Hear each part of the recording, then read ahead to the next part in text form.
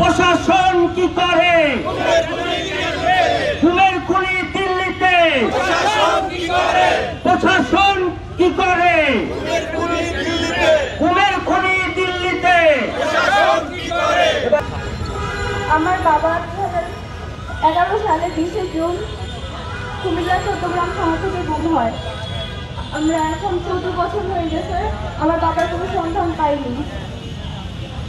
5 বছরের পর থেকে আমরা একটা আশায় ছিলাম যে আমরা আমাদের বাবার সন্ধান পাবো, কিন্তু 8 মাস হয়ে যাওয়ার পরেও আমাদেরকে কোনো সন্ধান দেয়নি, কোনো হদিস আমরা পাইনি।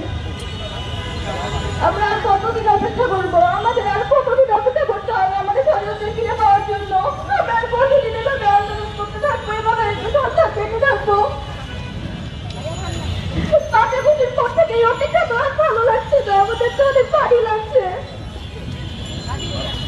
আমরা আমার বাবার সন্ধান চাই। আমার নাম লামিয়া আক্তার মীর, আমার বাবার নাম কাউসার হোসেন। 2013 সালের 4 ডিসেম্বর আমার বাবাকে গুম করা হয়। 12 বছর হয়ে গেছে আমি আমার বাবাকে চোখের দেখাটাও দেখতে পারিনি। কেন আমার যে অধিকার নেই আমার বাবাকে দেখার? আমি আমার বাবাকে কি ছুঁয়ে দেখতে পারবো না? বাবা কেমন আমি সেটা জানি না। অন্যের বাবা দেখি তখন ভাবি বাবা হয়তো এমনই হয়, কিন্তু আমি কোনোদিন তো আমার বাবাকে দেখিনি। আমার বাবাকে যারা গুম করেছে তারা এখন এই স্বাধীন বাংলাদেশে ঘুরে বেড়াচ্ছে, তাদের কেন কোনো বিচার হচ্ছে না? আমরা দিনের পর দিন রাতের পর রাত আমরা ঘুমাতে পারি না।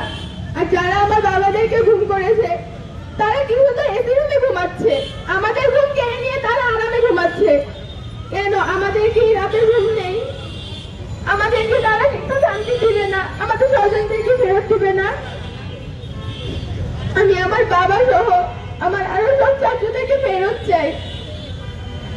আমি চাই না এই বাংলাদেশে আর কোনো গুম হোক, আর কোনো সন্তানের চোখের পানি ঝরুক আমাদের মতো। আমি আমার বাবা সহ সকল ছাত্রদেরকে আমাদের কাছে ফেরত চাই। হাসিনা চলে গেছে, হাসিনা যখন চলে গেছে ইনশাআল্লাহ সবার বিচার হবে। আমি মনে করি এত সময় নেওয়ার কোনো অবকাশ নাই।